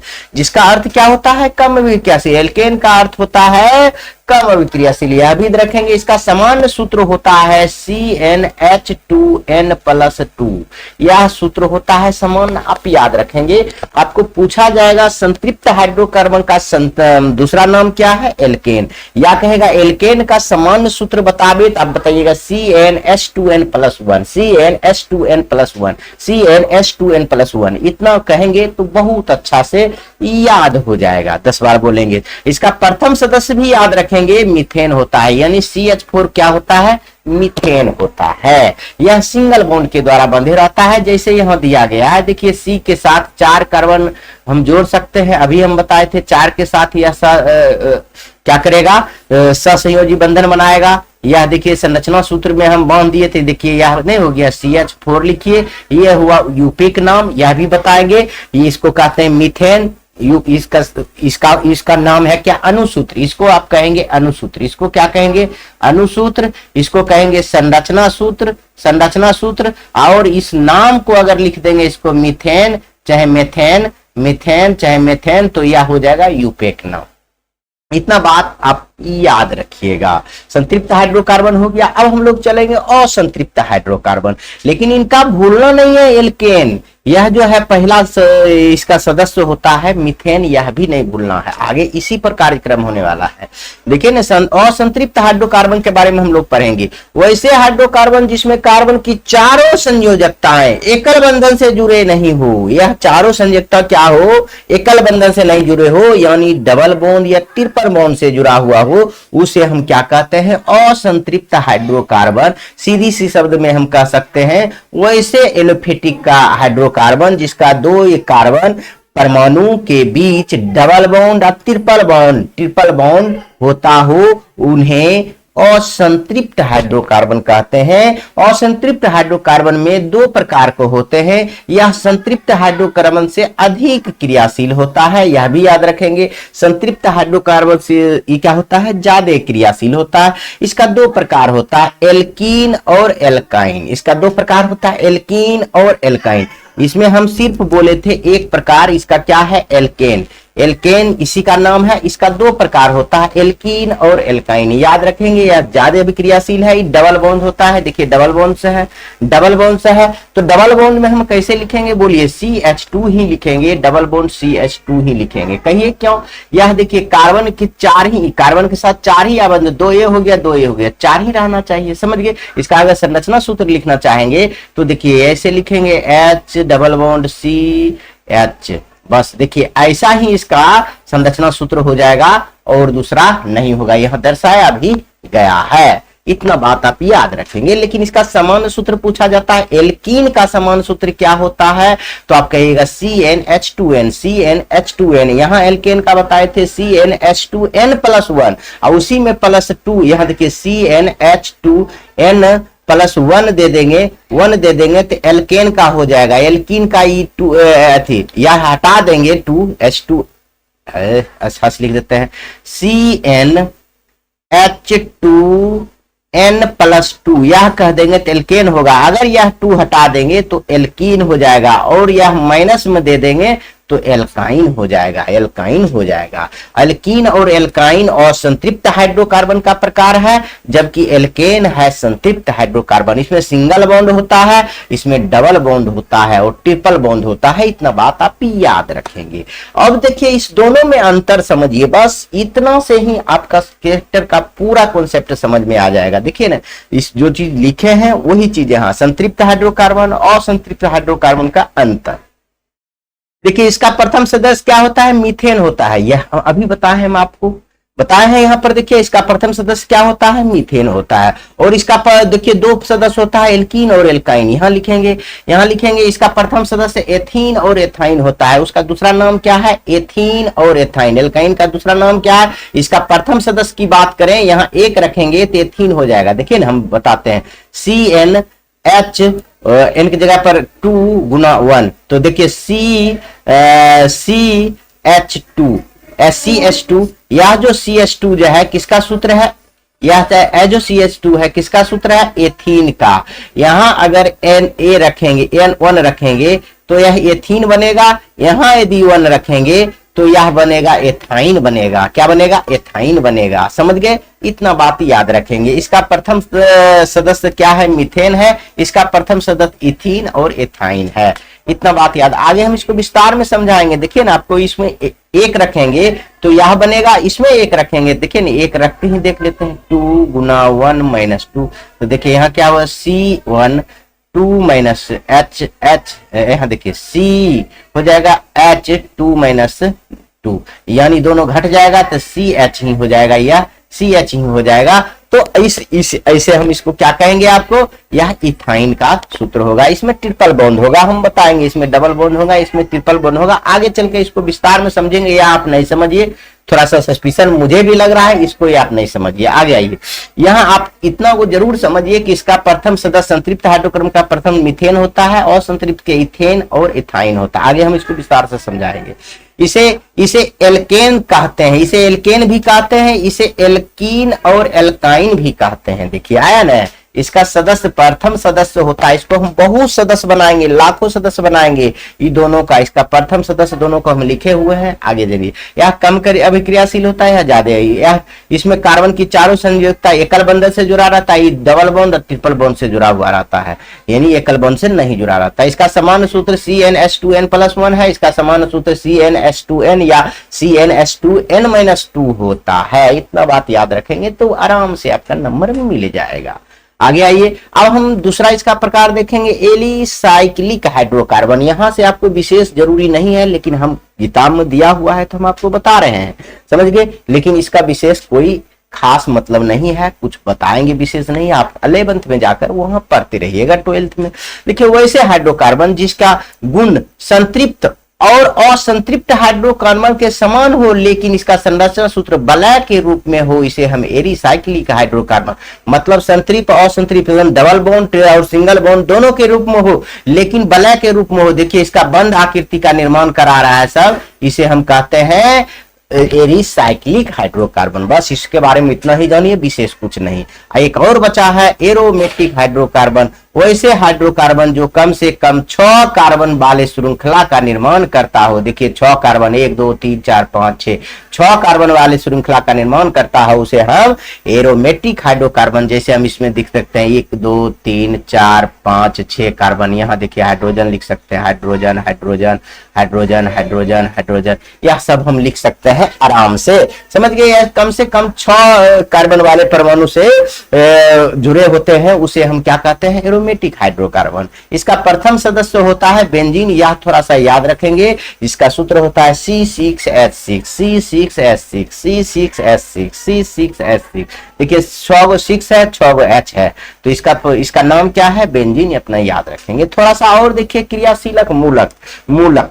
अब इसको भी बारे में थोड़ा सा जानना होगा, तब हम आपको बताएंगे। बहुत ही इंपॉर्टेंट चीज क्या बताएंगे आपको, सजातीय श्रेणी के बाद यूपेक नाम कैसे लिखा जाता है, जो कि एग्जाम में बहुत ही मोस्ट इंपोर्टेंट है, वह बताएंगे। देखिए किसी भी कार्बन किसी कार्बन यौगिक में उपस्थित वे समूह जिसके ऊपर उस यौगिक का मुख्य गुण निर्भर करता हो उसे क्रियाशीलक मूलक या प्रक्रियात्मक मूलक कहते हैं। देखिए किसी भी कार्बन यौगिक, देखिए यहां पर समझिए, बहुत सुंदर से समझिए, किसी भी कार्बन यौगिक में उपस्थित हुए समूह जिसके ऊपर उस कार्बन का मुख्य गुण निर्भर करता हो। मान लीजिए यदि हम ऐसे लिखते हैं CH2 CH4 तो यह हो गया मेथेन, लेकिन इसमें यदि हम जोड़ देते हैं CH4 - OH, OH अल्कोहल का है, तो यह जो है इसका नाम ही बदल जाएगा। आगे हम बताएंगे, इसका नाम ही बदल जाएगा। इसके क्रियाशील मूलक ये OH है तो इसके आधार पर इसका नाम हो जाएगा। समझ गए? ये प्रक्रियात्मक समूह कहलाते हैं। इसे क्रियाशील मूलक या प्रक्रिया मतलब इस क्रियाशील मूलक के मुख्य गुण पर ही यह निर्भर करता है, उसका सब कुछ बदल जाता है उसको जोड़ने पर। जैसे क्रियाशील मूलक में आप यह जो याद रखिएगा OH हाइड्रोक्सिल इसको कहते हैं, अल्कोहल भी कहते हैं। इसको शॉर्ट में कैसे हम आगे जोड़ेंगे प्रत्यय के रूप में वह भी बताएंगे, थोड़ा सा बर्दाश्त कीजिए। CO कोटीन है, NO2 नाइट्रो है, O ईथर है, CHO एल्डिहाइड है, कार्बोक्सिलिक अम्ल है, COOH एमिनो है, ये NH2 एस्टर है, COOH। समझ गए? इतना बात अब याद है तो ठीक है, नहीं याद है तो हम आपको याद करना होगा थोड़ा सा, ताकि आगे आपका बनेगा। अब थोड़ा सा ये टॉपिक है कि स्वजातीय श्रेणी क्या है। तो देखिए कार्बन यौगिक की ऐसे श्रृंखला जिसके सभी सदस्य में एक प्रक्रियात्मक समूह हो। सभी सदस्य कार्बन यौगिक के ऐसा श्रृंखला, ऐसा समूह जिसमें सभी सदस्य एक ही प्रक्रियात्मक समूह का हो। मतलब एल्केन का है तो एल्केन का होगा, एल्कीन का होगा तो एल्कीन का ही होगा। तो तथा दो लगातार सदस्यों के बीच का अंतर CH4 हो, उसे हम स्वजातीय श्रेणी कहते हैं। जैसे हम लिखेंगे CH4 C2H6 C3H8 C4H10, यह सब एक ही एल्केन सदस्य का समूह है। अब कहिएगा सर ये एल्केन का समूह का कैसे है? तो हम बताए थे एल्केन का समान सूत्र CnH2n+2, यही बताए थे। यहाँ एक रखेंगे तो यह बन जाएगा, यहाँ पर n के जगह पर 2 रखेंगे तो यह बन जाएगा, अगर 3 रखेंगे तो यह बन जाएगा, अगर 4 रखेंगे तो यह। कहिए कैसे सर? देखिए ना 4 रखते, देखिए C4H यहाँ 2 × 4 + 2, देखिए C4 हो गया, C4 हो गया और H 4 × 8 2 10 हो गया। देखिए हुआ कि नहीं हुआ? 4 रखे तो यह हुआ कि नहीं हुआ? मतलब एक ही प्रक्रियात्मक समूह हो, एक ही ग्रुप का हो, यानी संतृप्त हाइड्रोकार्बन हो, और उसका जो दोनों का दो सदस्य के बीच का अंतर, दो लगातार सदस्य के बीच का अंतर CH4 है। देखिए घटाइए, 2C है, ये घटाइएगा तो ये C हो जाएगा। 6 से H में 2H घट जाएगा तो कौन सी हो जाएगा? 2H। अब कोनो घटाइए, ये दोनों के बीच भी घटाइएगा तो वही होगा। देखिए 3 और 4 C है तो 1 C बचेगा, 8 हाइड्रोजन 10 हाइड्रोजन 2 हाइड्रोजन बचेगा। आराम से यह हो जाएगा, आप इतना याद रखेंगे। स्वजातीय श्रेणी क्या है आपको याद हो गया होगा मेरे प्यारे बच्चों। अब हम लोग इसके क्या करेंगे, गुण के बारे में भी थोड़ा सा देख लेते हैं। तो एक बार और हम आपको इसको रिवाइज करवा देते हैं। कार्बनिक यौगिक का ऐसा श्रृंखला जिसके सभी सदस्य एक ही ग्रुप का हो, चाहे एल्केन का हो चाहे एल्काइन का हो, लेकिन दो सदस्यों के बीच का अंतर कितना होना चाहिए? CH4 हो, वह स्वजातीय श्रेणी कहलाता है। इसका गुण क्या होता है? इसका समान सूत्र एक ही होता है। जब एक ही प्रक्रियात्मक ग्रुप का है तो एक ही होगा। इसके एक ही प्रक्रियात्मक समूह होता है, एकदम सही समझे हैं। इसके रासायनिक गुण समान होता है, इसका सबका गुण समान होता है। दो लगातार सदस्यों के बीच का अंतर CH4 होता है। इसे एक ही विधि द्वारा बनाया जाता है। जब एक ही वंशज का है तो इसके एक ही विधि से द्वारा बना सकते हैं। इतना बात आप याद रखेंगे तो आपको एग्जाम में सुंदर, अच्छा, बहुत ही बढ़िया नंबर आएगा। आगे हम देखेंगे। अब हम सबसे इंपॉर्टेंट यही देखने वाले हैं, alkene, alkyne, alkyne, alkene, alkyl, alkyne. 3 चीज बताए थे। संतृप्त हाइड्रोकार्बन, देखिए हम आपको 3 चीज बताए थे। देखिए संतृप्त हाइड्रोकार्बन में हम बोले थे इसको एल्केन कहेंगे, एल्केन कहेंगे। इसको असंतृप्त में एल्कील और एल्काइन। यह तीनों को हम कैसे यूपिक नाम से लिख सकते हैं हम आपको बहुत ही विस्तार में समझाएंगे। उससे पहले आप छोटा सा यहाँ डायग्राम बना हुआ है, इसको बड़ा करके हम थोड़ा आपको समझा देते हैं, उसके बाद हम इसको छोटा करेंगे। देखिए, आप हिंदी ग्रामर में कुछ प्रत्यय पढ़े होंगे, कुछ उपसर्ग पढ़े होंगे। उपसर्ग का मतलब होता है पहले लगाना है। देखिए, बी आर जहां भी रहे तो वहां ब्रोमो पहले आप लगा देंगे, समझ गए। और आई जहां भी रहे, जो भी रहे, हम देखिए यूपेक नाम पढ़ रहा है। यूपेक नाम क्या होता है आप समझिए, जैसे इसका यूपेक नाम, अगर यह तो अभी क्या है, अनुसूत्र है, अनुसूत्र है। अब इसका संरचना सूत्र पूछेगा तो आप बता सकते हैं कैसे। सी के साथ 4 है तो आप 4 के साथ संयोजित बंधन बनाएगा, जैसे 4 हाइड्रोजन दे दीजिए, तो यह क्या हो गया, संरचना सूत्र। लेकिन इसका नाम क्या है भाई, यूपेक नाम क्या है। जैसे जो इंडिया में बोला जाता है वह भी पाकिस्तान में बोला जाएगा, वही नाम क्या कहते हैं अमेरिका में बोला जाएगा, इंग्लैंड में बोला जाएगा, चीन में बोला जाएगा, सब जगह वही नाम बोला जाएगा। अभी तो इसको आप मेथेन पढ़ रहे हैं, लेकिन सब जगह भी मेथेन पढ़ा जाएगा। सभी जगह क्या पढ़ा जाएगा, मेथेन पढ़ा जाएगा, वही यूपेक नाम होता है। इसको क्या पढ़ेंगे, मेथेन या मीथेन, समझ गए। यह कैसे पढ़ा जाता है यह हम आपको बताएंगे बहुत ही सुंदर से। पहले उसका एक छोटा सा डायग्राम समझिए। अगर यह चीज कहीं भी कलो Cl भी रहे तो उसके पहले, कोई भी चीज नाम के लिखने से पहले यह क्लोरो लगाएंगे, उसके बाद ही कुछ लगाएंगे, समझ गए। और यह जहां दिख जाए, चाहे लास्ट में दिखे शुरू में दिखे, यह भी जहां लास्ट में दिखे शुरू में दिखे, लेकिन शुरू में लगाएंगे। और यह सब क्रियात्मक समूह है, अगर यह दिख जाए तो यह क्या करेंगे, इसको लास्ट में लगाएंगे, लास्ट में लगाएंगे, और यह दोनों चीज को बीच में लगाएंगे। देखिए, सिंगल बॉन्ड रहेगा तो संतृप्त हाइड्रोकार्बन हो गया, तो इसमें N लगाएंगे, क्योंकि एल्केन समूह का यह सदस्य होता है। सिंगल बॉन्ड क्या होता है, एल्केन समूह का सदस्य होता है, जिसे हम संतृप्त हाइड्रोकार्बन कहते हैं। डबल और ट्रिपल बॉन्ड क्या होता है, एल्केन और एल्काइन, एल्कीन और एल्काइन समूह का होता है। इसमें डबल बॉन्ड और ट्रिपल बॉन्ड होता है, इसलिए इसमें यह लगाएंगे, जहां रहेगा वह लगाएंगे। फॉर एग्जांपल हम आपको दिखाते हैं, कुछ लिख के आपको दिखाते हैं। जैसे हम लिखेंगे पहले सिंगल बॉन्ड में CH2 CH3 CH3 CH2 CH2, इतना आप लिख दिए, और CH3 यह लिख दिए। देखिए यहाँ पहले देखिए कौन सी बॉन्ड है, और एक दो को आप यह पढ़ते हैं, यह आप जानिए। एक को यहां पढ़ेंगे, एक कार्बन रहेगा ना तो उसको मेथ पढ़ेंगे, 2 कार्बन रहेगा तो एथ पढ़ेंगे, और 3 कार्बन रहेगा prop, 4 carbon but, 5 carbon pent, 6 carbon hex, 7 carbon hept, और 8 कार्बन ऑक्ट, 9 कार्बन नॉन, और 10 कार्बन रहेगा तो डेक। बस इतना 10 तक रहेगा आपको याद तो काफी है, इससे ज्यादा आपको एग्जाम में नहीं पूछा जाएगा। और यह बाद में लगाएंगे, यह पहले लगाएंगे, उपसर्ग की तरह ही प्रत्यय की तरह है, आप इतना समझ लीजिए। और डबल बॉन्ड रहेगा तो यह लगाएंगे, और सिंगल बॉन्ड रहेगा तो यह लगाएंगे, आप यह बात समझिए। देखिए पहले यहां समझिए, इसी को चर्चा करेंगे। चाहे कुछ भी रहे धरती पर, कहीं कुछ रहे, तो पहले हम यही देखेंगे कि कितना कार्बन है।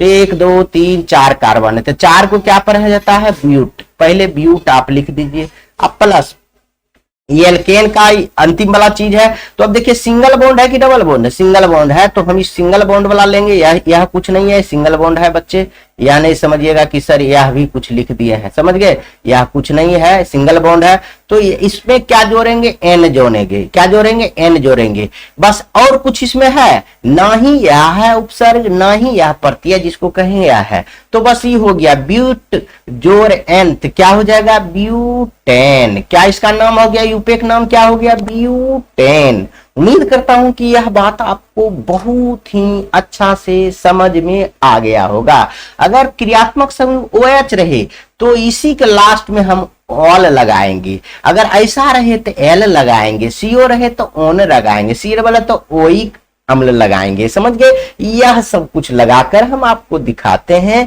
आराम से यूपेक नाम आप तुरंत ही लिख देंगे अगर इतना बात आपको समझदारी है तो। अभी हम बताए थे यह संतृप्त हाइड्रोकार्बन में होता है, यह एल्केन से ही बना है। देखिए ना, एल्केन, तो इसको हम लिख सकते हैं एल्क जोड़ N, समझ गए। तो एल का हम छोड़ दिए, N ले लिए। एल्काइन और एल्कीन से बना है, यह संतृप्त का हाइड्रोकार्बन में डबल बॉन्ड और ट्रिपल बॉन्ड होता है, तो यह हम लेंगे कार्बन के साथ। लेकिन आपको पहले समझना होगा 2 4 5 गो, नहीं तो ऐसे आपको नहीं बनेगा। तो आप पहले समझिए, अब देखिए हम लोग छोटा कर लिए इसको। अब हम देखते हैं दूसरा उदाहरण लेते हैं। जैसे हम लिख सकते हैं CH, लेकिन कार्बन के साथ हमेशा 4 रहेगा, यह बात याद रखेंगे। जैसे हम लिख देते हैं CH3 बॉन्ड CH2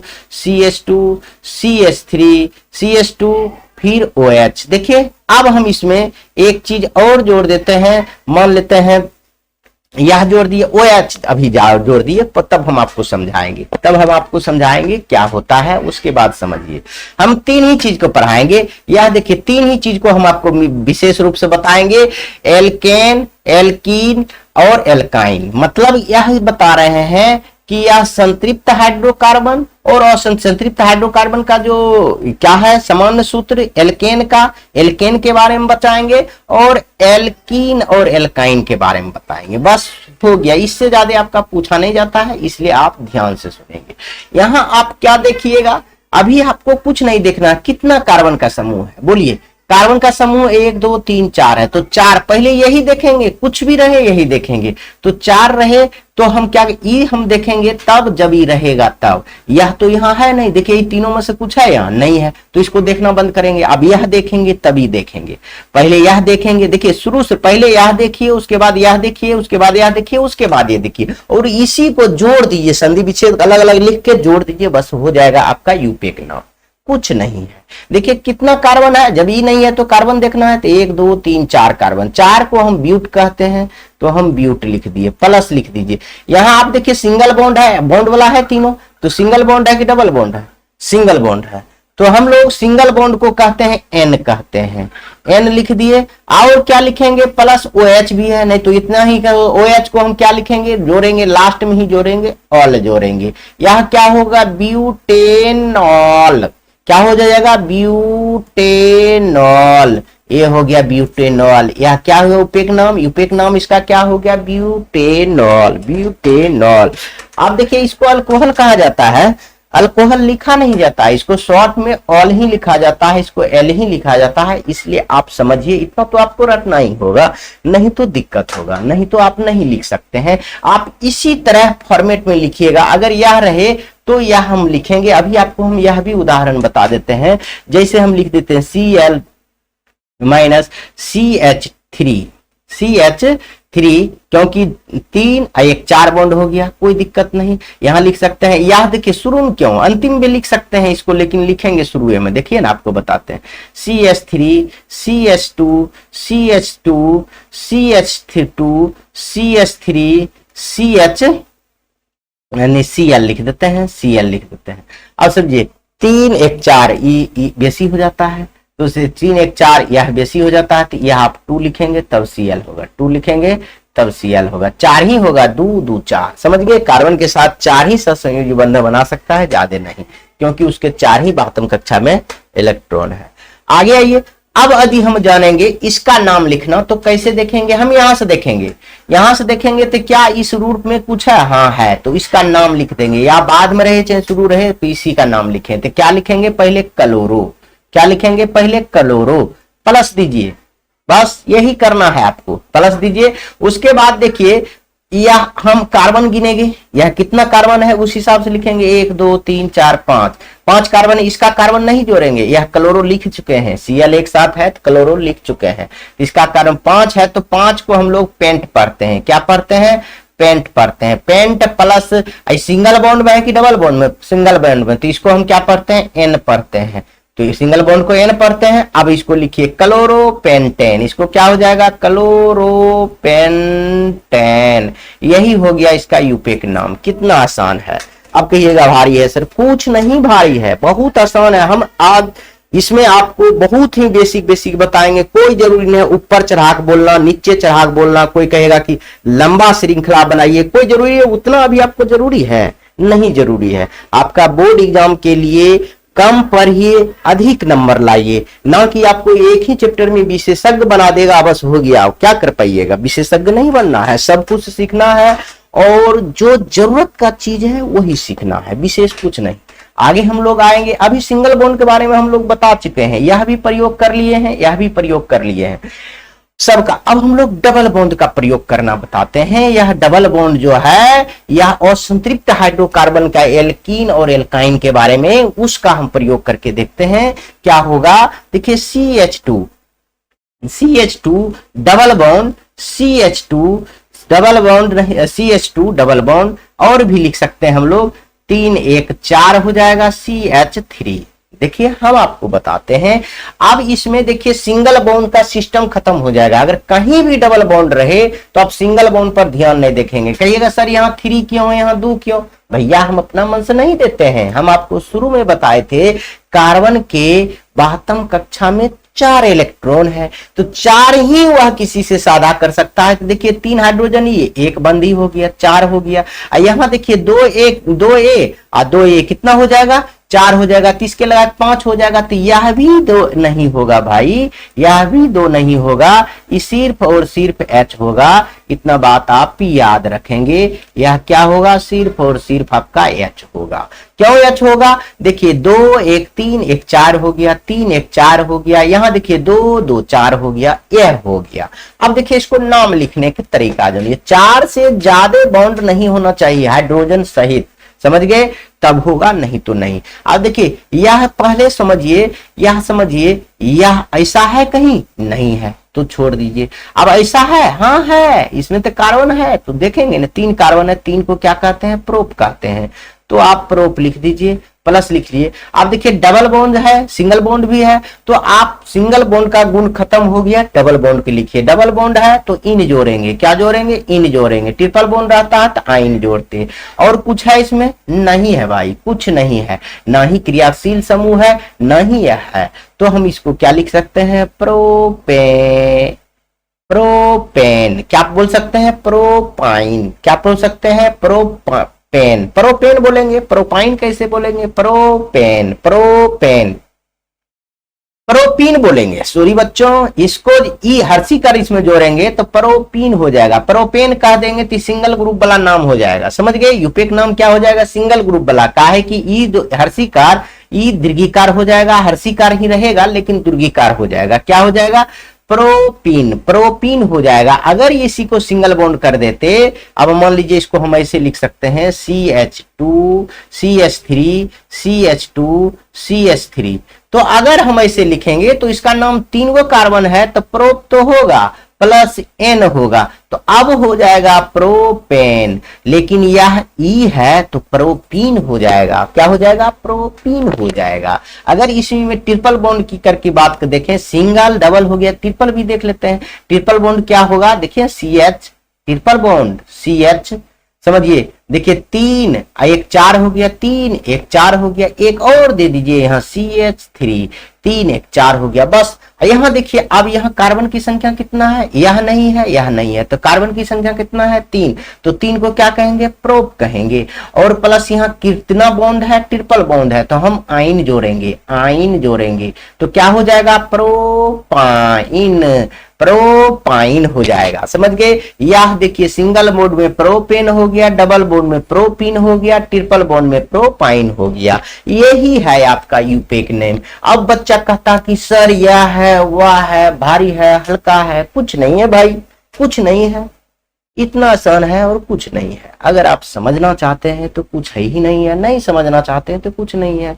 हम आपको बता चुके हैं यह और यह तीनों चीज, अल्केन एल्काइन अल्काइन दोनों चीज हम आपको बता चुके हैं। तीनों चीज जैसे हम आपको संतृप्त हाइड्रोकार्बन में बताए थे, क्या बताए हैं, एल्केन के बारे में बता दिए, और संतृप्त में एल्कीन और एल्काइन। बस आपको इसी के बारे में पढ़ना है, बाकी कुछ दुनिया से मतलब नहीं रखना है। क्या है लिखल, एल्काइल फलनी चिन्नी, कुछ नहीं, 3 ही चीज के बारे में आपको पढ़ना है।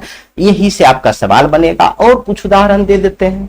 आप कहिए कितना स्लाइड में, 3-4 गो स्लाइड में है, तो इसका भी हम 3-4 उदाहरण आपको दे देते हैं। जैसे आप देखिए, अब ये कुछ लिख के देखते हैं, CH, मान लीजिए लिख दिए CH, यहाँ ट्रिपल बॉन्ड दीजिए, क्या दीजिए, 3 गो बॉन्ड दीजिए। जैसे ही 3 बॉन्ड दीजिएगा, 3 1 4 हो गया। यहाँ क्या लिखिएगा, CH, यहाँ क्या हो जाएगा, CH, यहाँ भी 4 1 3, 3 1 4 हो गया, यहाँ भी ध्यान रखना है। अब यहाँ सिंगल बॉन्ड दीजिए चाहे डबल बॉन्ड दीजिए, तो क्या हो जाएगा, CH। देखिए यहाँ डबल बॉन्ड भी नहीं हो पाएगा, इसलिए नहीं हो पाएगा कि 3 1 4 ही पूर्ण रहा है, तो यहाँ 5 न हो जाएगा, तो इसलिए यह जो है 3 1 4 हो गया।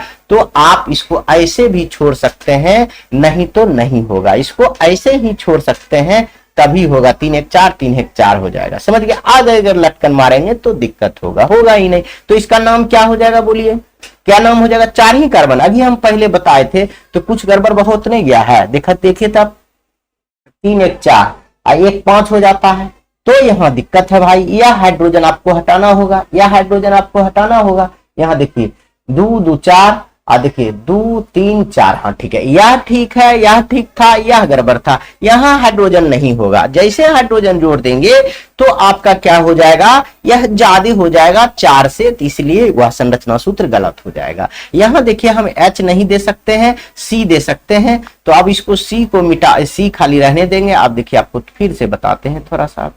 यहाँ देखिए यहाँ C देंगे, CH हो गया, इसके साथ 4 हो जाएगा। कैसे, एक बॉन्ड देंगे, बॉन्ड नहीं देते तब यह देंगे। यहाँ लिख सकते हैं CH3, तब नहीं यह होगा। चाहे CH2 लिखेंगे तो और बढ़ाएंगे CH3। यहाँ डबल बॉन्ड अगर देना चाहेंगे तो क्या हो जाएगा, 2 2 4, तो यहाँ आकर क्या हो जाएगा, 2, देखिए 2 इधर हो गया तो 2 इधर हो जाएगा, 4 हो जाएगा, समझ गए। एक सिंगल बॉन्ड दे दीजिए तो CH3 हो जाएगा। समझिए, आपको समझाने की कोशिश करते हैं। 2 1 3 1 4 1 5 हो गया, तो यह आपका नहीं होगा। यह ध्यान रखना है आपको, हमेशा जो है 4 ही इसमें रहेगा, 4 से ज्यादा नहीं रहेगा। अभी देखिए हम बहुत कुछ लिख दिए हैं, सबको हम लिख के आपको बताएंगे, समझ गए। सबको लिख के बताएंगे, आपको आराम से समझ में आएगा। तो इसको 2 तरीका से हम लोग लिखेंगे, इतना बड़ा नहीं लिखेंगे। 10वां के लिए कोई जरूरी नहीं है, आपको हम समझा दिए कि छोटा छोटा ही पूछेगा तो छोटा छोटा ही याद रखिए,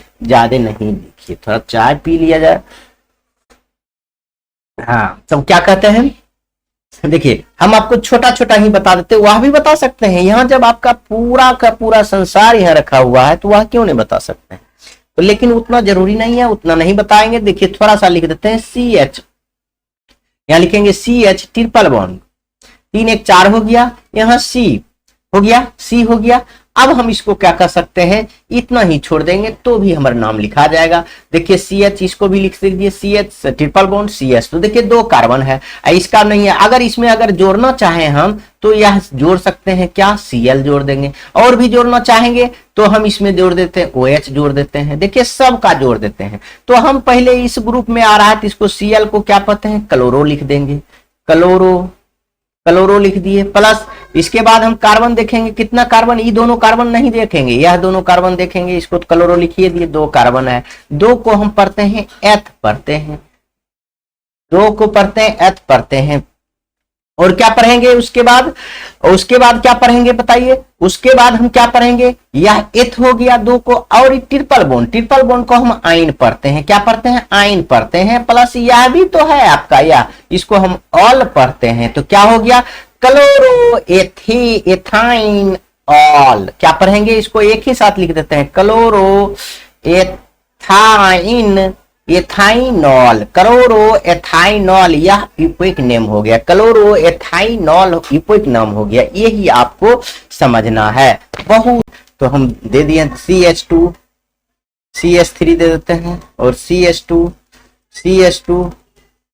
और दे देते हैं CH2 CH3। अगर इतना बड़ा भी लिखेंगे तो हम लोग इसका नाम लिख देखते हैं। इसमें ना तो ये है ना ही ये है, तो देखिए क्या है, 1 2 3 4 5 6 है। 6 को क्या पढ़ते हैं हम लोग, हेक्स, तो हम जो पढ़ देंगे हेक्स। अब प्लस ई सिंगल बॉन्ड से बना हुआ है तो क्या होगा, N, तो हेक्स N, तो क्या हो जाएगा, हेक्सेन। क्या हो जाएगा, हेक्सेन हो जाएगा। कितना आसान है यूपेक नाम, बहुत अच्छा से आप पढ़ सकते हैं, कोई दिक्कत नहीं है। और एक हम और बता देते हैं, डबल बॉन्ड सिंगल बॉन्ड के लिए बस हो जाएगा। जैसे हम लिख सकते हैं CH3, जैसे CH लिखेंगे डबल बॉन्ड, CH2 लिखेंगे 2 2 4 होगा, तब होगा CH2 हो जाएगा, और माइनस CH, फिर डबल बॉन्ड दे देते हैं CH2, देखिए 2 2 2 4 2 6 हो जाएगा।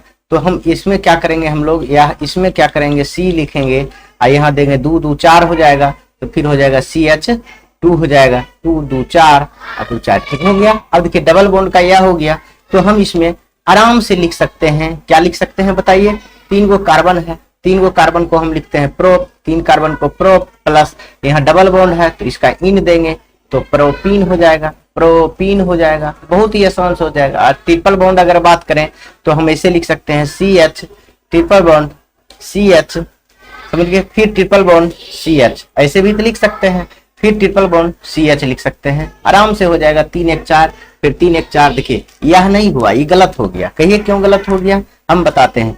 3 1 4 इसका तो पूरी गया, यहाँ क्या हो गया 4 हो जाएगा, यहाँ बहुत न हो जाएगा, यहाँ तो आराम से बहुत हो जाएगा, क्या हो जाएगा बहुत हो जाएगा।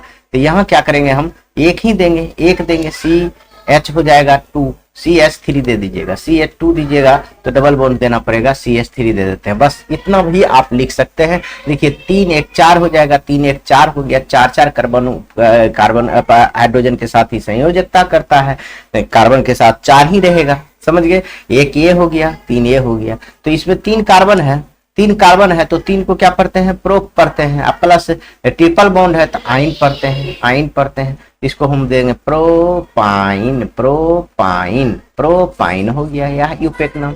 बहुत अच्छा से आप लिख सकते हैं। इसी में अगर OH जोड़ दे, जैसे हम CH minus triple bond C और क्या दे देंगे, ऐसे करके हम लोग क्या दे देंगे OH दे देंगे, तो इसमें क्या होगा, यह तो 3 गो 2 गो है तो हम कहेंगे एथ, 2 को कह पढ़ते हैं एथ, तो हम एथ लिख दिए, क्या लिख दिए एथ लिख दिए, प्लस ट्रिपल बॉन्ड है तो आइन लिखेंगे, इसको क्या पढ़े जोड़ेंगे ऑल जोड़ेंगे, अल्कोहल में क्या जोड़ेंगे लास्ट में जोड़ेंगे ऑल, तो हम क्या हो जाएगा एथाइनॉल, एथाइनॉल हो जाएगा, इसका सूत्र क्या हो जाएगा, यूपेक नाम क्या हो जाएगा एथाइनॉल हो जाएगा।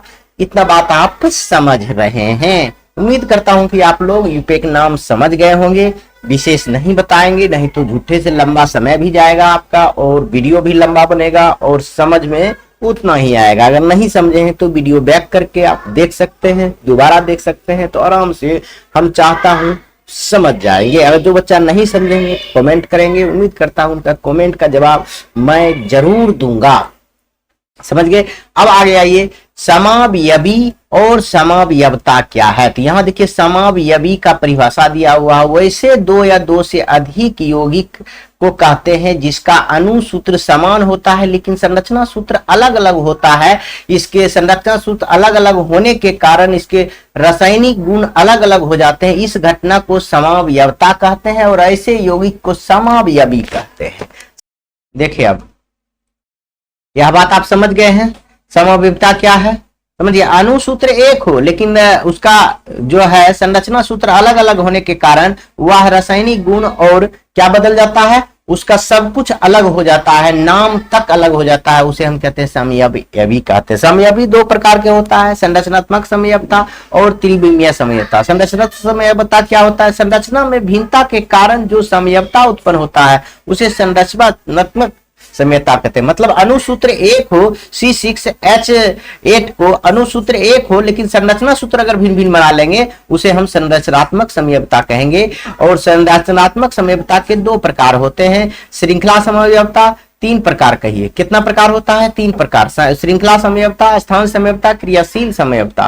देखिए श्रृंखला समयवता क्या होता है, श्रृंखला समयवता में विभिन्नता के कारण उत्पन्न होने वाली समयवता को क्या कहते हैं, श्रृंखला समय, मतलब श्रृंखला में भिन्न जो चैन जो बनाएंगे ना अणुसूत्र एक रहेगा वो अलग अलग हो जाएगा तो उसे हम श्रृंखला समयवता कहेंगे।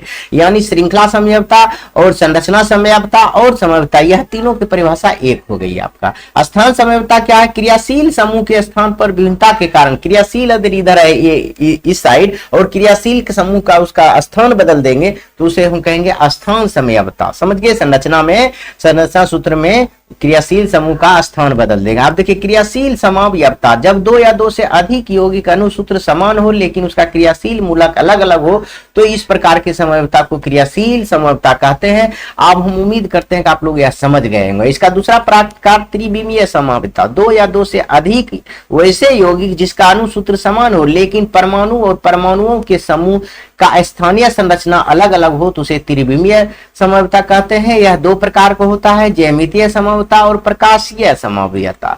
समझ गए। ज्यामितीय समव्यता क्या होता है? दो या दो से अधिक ऐसे कार्बनिक यौगिक जिसके अणुसूत्र या संरचना सूत्र समान हो परंतु द्विबंधित कार्बन परमाणु से जुड़े परमाणुओं या समूहों को आकाशीय व्यवस्था भिन्न भिन्न हो और ज्यामितीय समव्ययी कहलाती है तथा यह परिघटना ज्यामितीय समव्ययता कहलाता है। आप नहीं समझे हो तो यह समझिए, जब दो या समूह समान समूह निबंध के एक ही दिशा में रहते हो तो इसे समकक्ष समव्ययी, और जब दो समान समूह द्विबंध के दिशा में रहते हैं उसे विपक्षी समव्ययी कहा जाता है, ट्रांस आइसोमर कहते हैं। और प्रकाशीय समव्ययता क्या है? दो ऐसे कार्बनिक यौगिक जिसके परमाणु की व्यवस्था दर्पण यानी प्रतिबिंब जैसा हो तो ऐसे ही प्रकाशीय समव्ययता कहते हैं। दर्पण होता है तो प्रकाशीय समव्ययता कहते हैं। समव्ययता में विशेष नहीं पढ़ना है, जितना बता दिए उतना काफी है। अगर नहीं भी याद रखता है तो कोई दिक्कत नहीं, बहुत कम पूछा जाता है, बहुत कम बार पूछा गया है, नहीं के बराबर पूछा गया है, इसलिए हम उस पर कम समय दिए हैं। इस ऐसा नहीं सोचिएगा कि सर उस पर समय दे, हम आपको समय बचाना चाहते हैं, कम समय में अधिक चीज आपको देना चाहते हैं। समझ गए। फालतू में हम आपके साथ बकवास करते रहे तो मन लगा के जब पढ़ने इच्छा हो तभी पढ़ने बैठिए, वरना नहीं बैठिए, बस हम यही कहेंगे। अब देखिए कार्बनिक यौगिक का मुख्य स्रोत के बारे में कुछ पढ़ लेंगे। पेट्रोलियम पदार्थ, पेट्रोलियम उत्पादन तेल रिफाइनरी से संशोधित कच्चे तेल से प्राप्त होने वाले विभिन्न उत्पादनों को कहा जाता है। समझिए, कच्चे तेल से इसमें उत्पादनों का मुख्य स्रोत है गैसोलीन, पेट्रोल, डीजल ईंधन, एस्फाल्ट ईंधन तेल, एस्फाल्ट ईंधन तेल, मिट्टी का तेल, किरोसिन जिसको कहते हैं, डाबर इत्यादि। जैसे मीथेन CH4 हम पढ़े थे, मीथेन को इसमें 80% CNG गैस रहता है, कंप्रेस्ड नेचुरल गैस रहता है मीथेन में। समझ गए। या देखिए LPG हम पहले भी बताए थे, या तीन चीजों का मिश्रण, propane, butane, isobutane. Propane, butane, isobutane, इसका फुल फॉर्म पूछेगा, लिक्विफाइड पेट्रोलियम गैस होता है, यह बता देंगे। आपका यह अंतिम है, यह अंतिम टॉपिक है, इसके बाद यह आपका चैप्टर पूरी तरह से समाप्त हो जाएगा। कहते हैं हेलोजनीकरण।